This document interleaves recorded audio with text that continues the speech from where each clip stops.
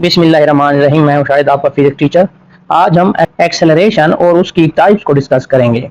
Acceleration, the rate of change of velocity of a body is called acceleration. Body की velocity की तब्दीली की शरह एक्सेलरेशन कहलाती है। या हम इस तरह से भी डिफाइन कर सकते हैं, the change in velocity of a body in 1 second. एक सेकेंड में बॉडी की वेलोसिटी में आने वाली तब्दीली एक्सेलरेशन कहलाता है। Symbol, it is denoted by A. Acceleration को ए से रिप्रेजेंट किया जाता है। Formula, acceleration is equal to change in velocity divided by time taken.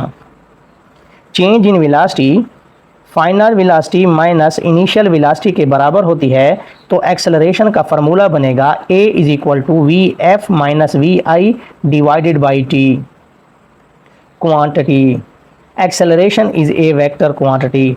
Acceleration एक वेक्टर क्वांटिटी है क्योंकि वेलोसिटी एक वेक्टर क्वांटिटी है।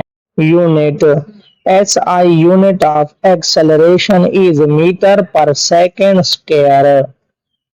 Types of acceleration. Uniform acceleration.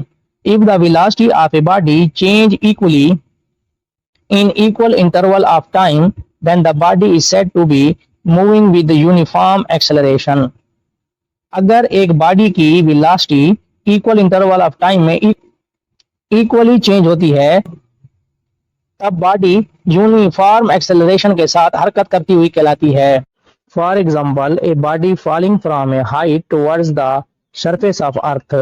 किसी हाइट से जमीन की तरफ गिरती हुई बॉडी का एक्सेलरेशन कांस्टेंट होता है, जो कि एक्सेलरेशन ड्यू टू ग्रेविटी कहलाता है, जिसकी वैल्यू फ्रीली फॉलिंग बॉडी के लिए 9.8 मीटर पर सेकेंड स्क्वायर होती है।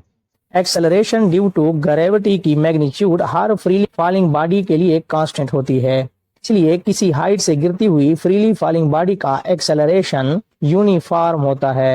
यूनिफॉर्म एक्सेलरेशन को हम एक और एग्जांपल के जरिए समझते हैं। फर्ज करते हैं कि एक बॉडी यूनिफॉर्म एक्सेलरेशन के साथ हरकत कर रही है, तो बॉडी की velocity equal interval of time में इक्वली चेंज होगी। इस गिवन डेटा में बॉडी की वेलोसिटी हर सेकंड में 2 मीटर पर सेकेंड इंक्रीज हो रही है।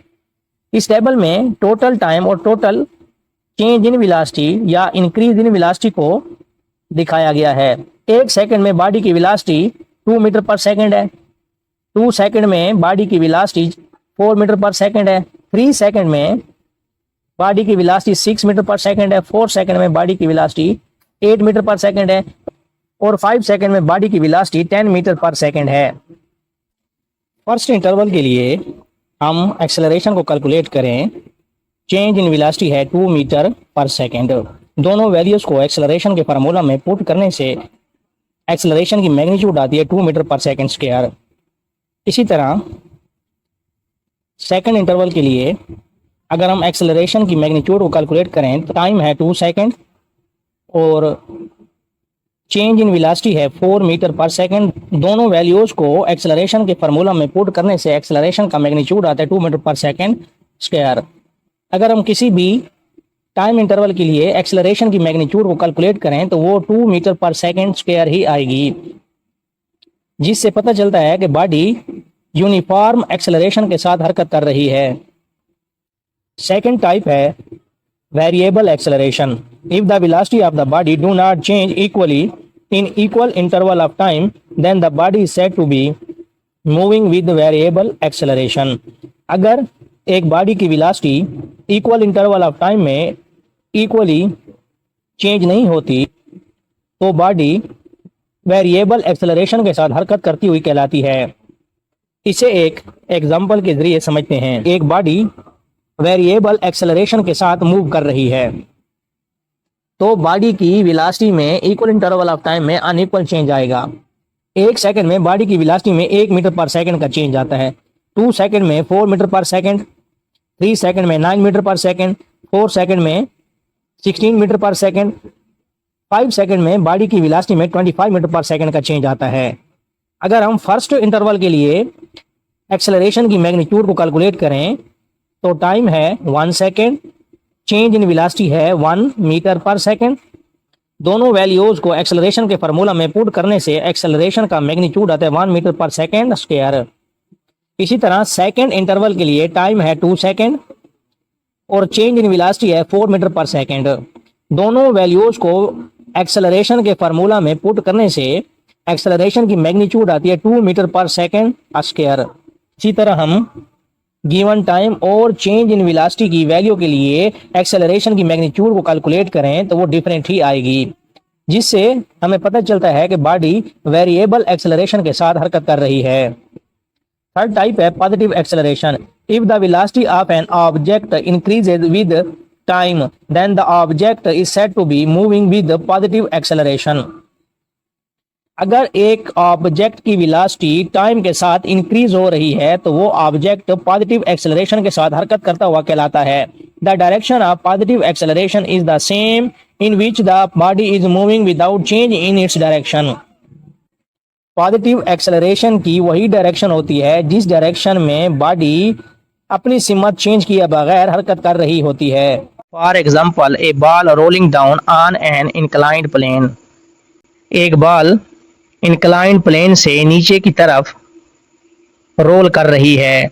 इंक्लाइंड प्लेन पर बॉल की नीचे की तरफ वेलोसिटी बढ़ती है और वेलोसिटी की डायरेक्शन में बॉल के अंदर एक्सेलरेशन पैदा होता है।